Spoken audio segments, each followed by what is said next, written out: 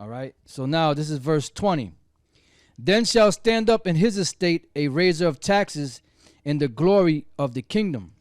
Now the main king at this time was Seleucus IV. I forget his surname, but it was Seleucus IV, and he set up Heliodorus. Now Heliodorus was the raiser of taxes. When you read in the verse 20. Okay, it says, then shall stand up in his estate a raiser of taxes in the con. I think I'm almost positive it's Seleucus the fourth, love of the Father. Yep.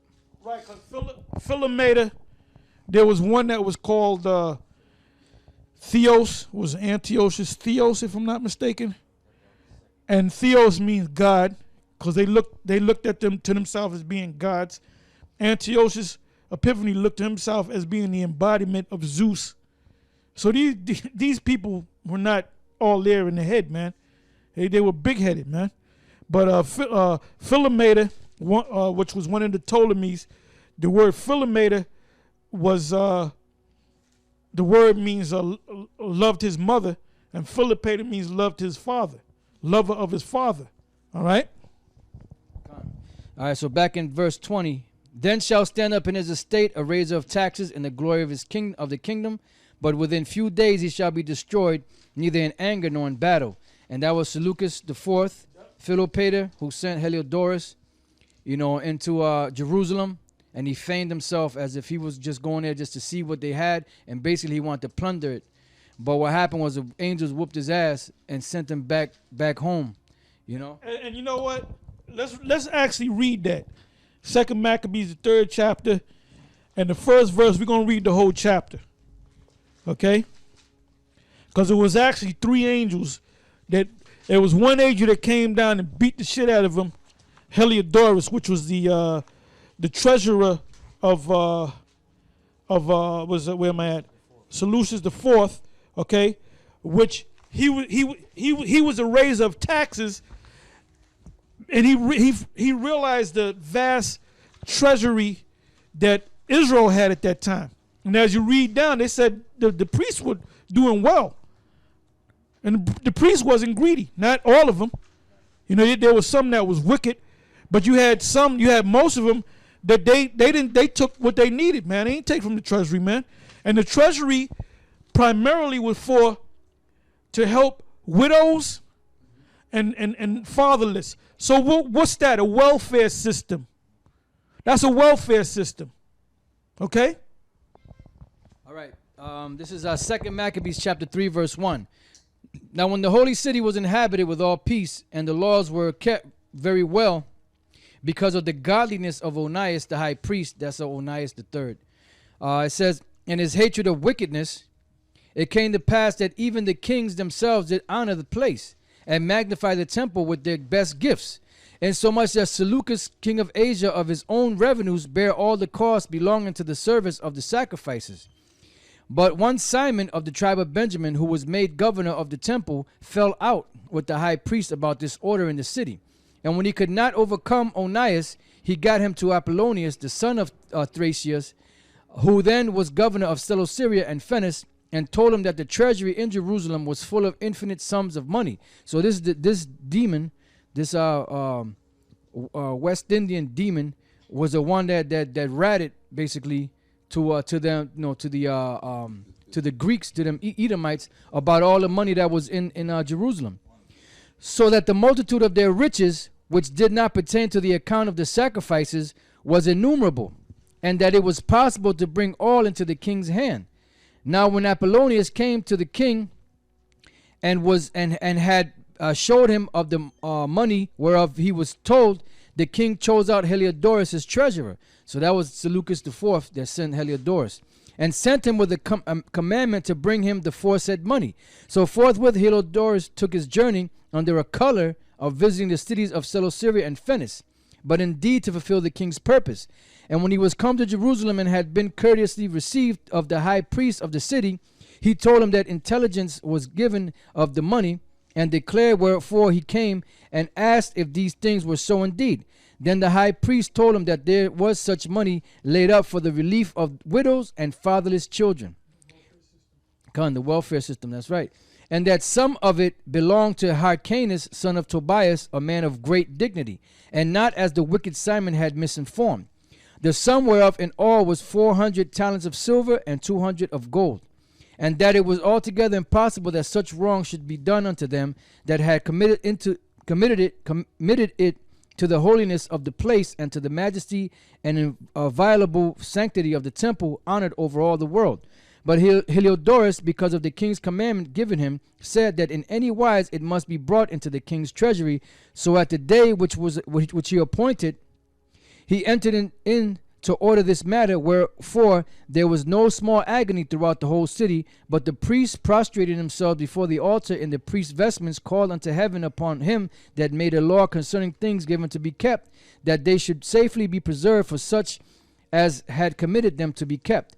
Then whoso had looked the high priest in the face, it would have wounded his heart, for his countenance and the changing of his color declared the inward agony of his mind.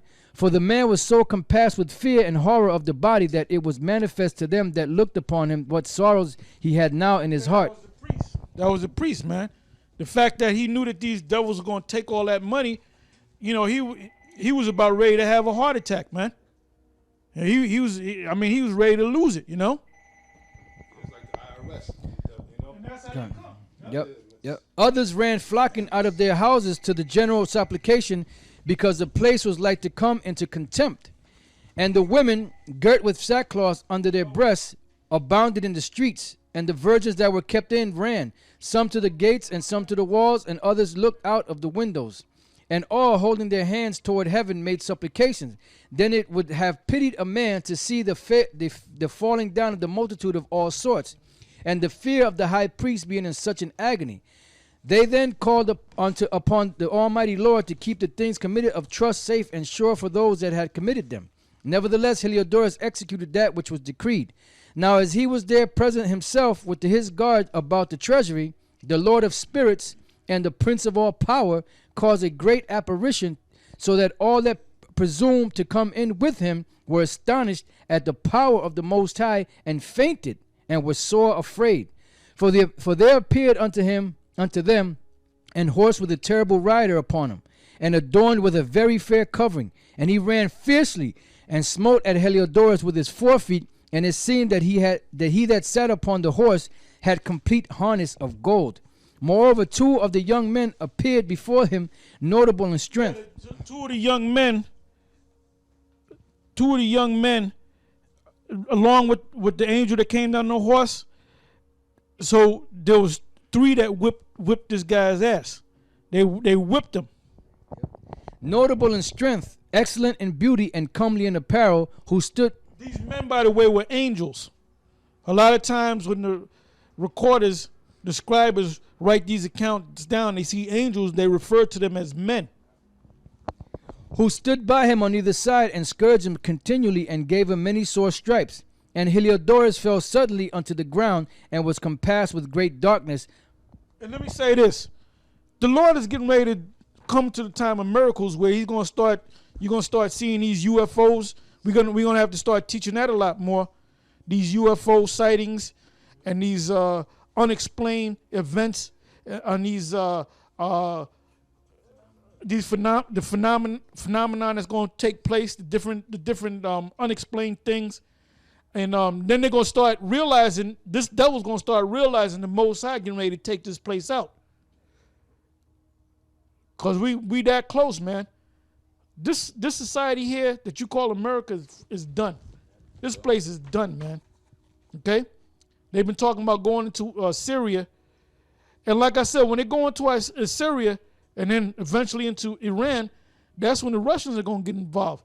So with that much, it could be 6 months. It could be, we don't know when it's going to happen, but everything is close. So if you got a guy talking about what he going to do 10 years from now in America, the Spirit ain't dealing with that dude, period, man. And all these bootleg Israelites, the Most High is going to knock them off one by one. But they that were with him took him up and put him into a litter. Thus him that lately came with a great train and with all his guard into the said treasury, they carried out, being unable to help himself with his weapons. And manifestly they acknowledged the power of the Most High. Who wasn't able to help himself? Heliodorus. Okay, well, the same thing gonna happen to Lahab, because Lahab made a statement. Hey, when the angels come down, he gonna say, if I can just get to my weapons, nigga, you ain't gonna be able to get to your old ass weapons with your old ass. Them shits are rusty. That's a part right. For he by the hand of the Most High was cast down and lay speechless without all hope of life. But they praised the Lord that had miraculously honored his own place for the temple, which a little afore was full of fear and trouble, when the Almighty Lord appeared and filled with joy the gladness. Then straightway certain of Heliodorus' friends prayed Onias that he would call upon the Most High to grant him his life, who lay ready to give up the spirit. So the high priest, suspecting lest the king should that some treachery had been done to Heliodorus by the Jews, offered a sacrifice for the health of the man. Now as the high priest was making an atonement, the same young men in the same clothing appeared and stood beside Heliodorus, saying, Give Onias the high priest great thanks, insomuch as for his sake the Lord hath granted thee life. And seeing... Well, that's the angel saying, you better thank that man for coming to your rescue, because we were just getting warmed up on your ass, on your Edomite ass. We were about ready to drill holes in you, man. So you better thank him. And seeing that thou hast been... When the angels come down and you crack and start begging and pleading, I ain't gonna pray. I said, man, keep whipping his ass. And seeing that thou hast been scourged from heaven, declare unto all men the mighty power of the Most High. And when they had spoken these words... Hey, that's another name for another saint, scourged from heaven, you know. And when they had spoken these words, they appeared no more. So Heliodorus, after he had offered sacrifice unto the Lord and made great vows unto him that had saved his life, and saluted Onias, returned with his host to the king. He went back with his tail between his legs. Then testified he to all men the works of the great power which he had seen with his eyes. And when the king asked Heliodorus, whom... These devils are going to see it again. They're going to see it again. They're going to actually witness the power of Yahweh Ba'ashem Yahweh Shai. I'm talking about you Edomites and you other nations and 2/3 of you Israelites, man. You're going to see the power of Yahweh Ba'ashem Yahweh Shai. And it shows you that prayer works. Because the high priest had prayed, that this guy wouldn't get his ass whipped no more. So some angels backed off and said, you better thank this guy for putting up a prayer, because we was about to get into your ass for real, you know? It says, and when the king asked Heliodorus who might be fit man to be sent yet once again to Jerusalem, he said, if thou hast any enemy or traitor, send him thither, and thou shalt receive him well scourged, if he escape with his life. For in that place, no doubt, there is an especial power of the Most High. For he that dwelleth... Sorry for keep cutting you off, brother, but, you know, I got to speak on this, man. I'll read that part again. It says, if thou hast an enemy or traitor, and send him thither, and thou shalt receive him well scourged, if he escape with his life. For in that place, no doubt, there is an especial power of the Most High. In that place, no doubt, there's a special power of the Most High. And because where we teaching all that, this is a special place of the power of the Most High, man. The Most High is dealing with us, and he's giving us these revelations, man. And this is beautiful, man. This test is beautiful because it became more than a test. It's a project now, man. You know, this information is so vast and so wonderful, man. I'm almost tempted to put this on the regular show, man. You know, but I can't. For he that dwelleth in heaven hath his eye on that place, and defendeth it. And he beateth and destroyeth them that come to hurt it. And the things concerned... Oh, we've been getting hurt. You gonna read that again.